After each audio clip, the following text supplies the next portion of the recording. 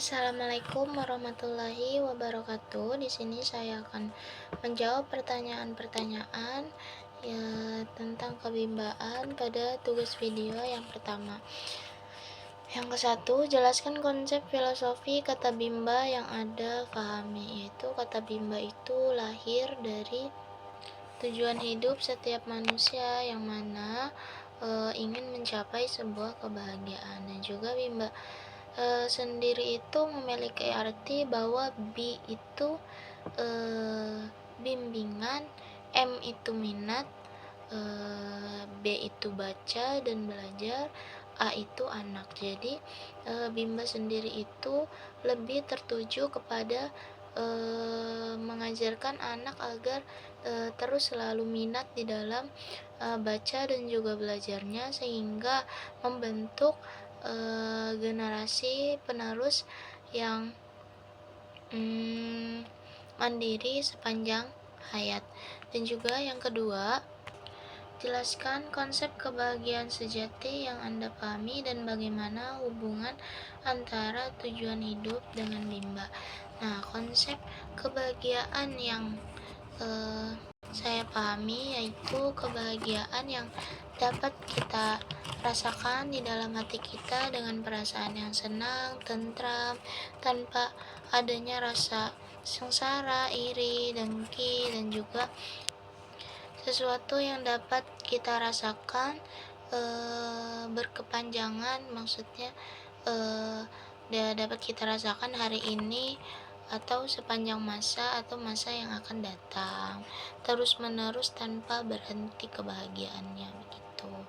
Dan juga hubungan antara tujuan hidup dengan bimba, yaitu tujuannya pastinya sangat erat ya, karena menurut saya sama-sama ingin menumbuhkan minat baca dan juga belajar anak sejak usia dini, hingga membentuk generasi pembelajar yang mandiri sepanjang hayat. Yang keempat, sudahkah Anda menerapkan konsep beriman, berbuat baik, dan belajar? Berikan masing-masing contoh konkret dalam kehidupan sehari-hari. Insya Allah sedikit-sedikit sudah mulai menerapkan konsep beriman, berbuat baik, dan juga belajar. Contohnya di dalam beriman, kita selalu berdoa kepada Tuhan di dalam melakukan setiap kegiatan apapun, dan selalu bersyukur atas segala sesuatu yang Tuhan berikan kepada kita, dan di dalam melakukan sesuatu itu selalu mengandalkan pada diri sendiri, dan juga tidak lupa selalu berserah diri kepada Tuhan di dalam setiap proses kehidupannya, dan juga selalu mengambil hikmah di dalam setiap keadaan. Dan juga di dalam berbuat baik, mungkin contohnya bisa selalu menawarkan bantuan jika ada seseorang atau teman yang merasa kesulitan, selalu menghargai setiap apapun pendapat-pendapat orang lain, dan bisa selalu bersedekah ya, bisa selalu bersedekah sedikit rezeki yang kita miliki. Dan juga yang di dalam belajar, contohnya mungkin selalu belajar mengelola di dalam emosi agar tetap selalu sabar di dalam menghadapi situasi yang sulit, dan juga selalu mencatat kemajuan anak setiap harinya, dan selalu mengevaluasi metode yang digunakan, dan juga selalu mengembangkan metode pembelajaran baru agar anak terus tertarik di dalam belajarnya. Yang kelima, apa saja 7 tahapan? Bagaimana hubungan di setiap tahap yang ada di dalam 7 tahapan belajar?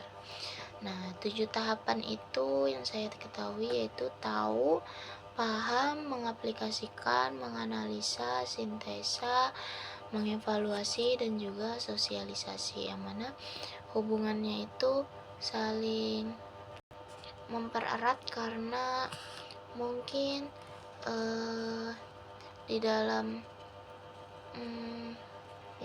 pemahamannya, di dalam mengaplikasikannya, mengevaluasi, menganalisanya, mungkin di dalam mengaplikasikannya itu bisa selalu menerapkan pembelajaran-pembelajaran yang sudah didapatkan, dan juga bisa paham atas ilmu-ilmu yang sudah didapatkan di dalam Bimba, bisa mengevaluasi lagi kegiatan yang sudah kita jalani, apakah ada yang kurang ataupun perlu dievaluasi lebih baik lagi, dan bisa selalu mensosialisasikan kebimbaan di lingkungan keluarga maupun di dalam lingkungan yang bermasyarakat. Yang keenam, jelaskan konsep paradigma Bimba yang Anda pahami. Yaitu konsepnya itu ingin membahagiakan semua yang terlibat, baik anak-anak maupun orang dewasa, yang mana anak-anak dapat dibimbing di dalam minat belajarnya, dan bagi orang dewasa bisa menjadi pembelajar, bisa mencapai kebahagiaan, yaitu menjadi seorang pembelajar. Yang ketujuh, sudahkah Anda menerapkan paradigma Bimba dalam kehidupan sehari-hari dan berikan contoh yang konkret? Insya Allah sudah, dan akan terus memperbaiki diri untuk menjadi pribadi yang lebih baik lagi, dan juga contohnya seperti melakukan kegiatan yang bermanfaat bukan hanya untuk orang lain tetapi juga untuk diri kita sendiri, dapat merasakan manfaat yang sudah diterapkan di dalam paradigma Bimba, yaitu merasa nyaman, senang, terus memperbaiki diri, menjadi pembelajar, dan juga di saat membimbakan berorientasi pada proses, bukan hanya pada hasilnya, melalui proses yang wajib, yaitu secara fun learning, proses belajar yang menyenangkan. Yang kedelapan, jelaskan apa saja perbedaan antara membimbakan dengan mengajarkan membaca. Mungkin membimbakan sendiri itu, yang membedakan itu kalau membimbakan lebih tertuju pada proses dan juga bukan tertuju pada hasil, dan kalau mengajarkan itu lebih terfokus pada hasil, dan juga tidak melihat dari batas kemampuan si anak. Dan juga membimbakan itu bisa contohnya membimbing anak agar muncul di dalam minat dan juga kebiasaan membaca, bukan sekedar bisa baca. Dan juga anak bisa selalu senang dan terus termotivasi.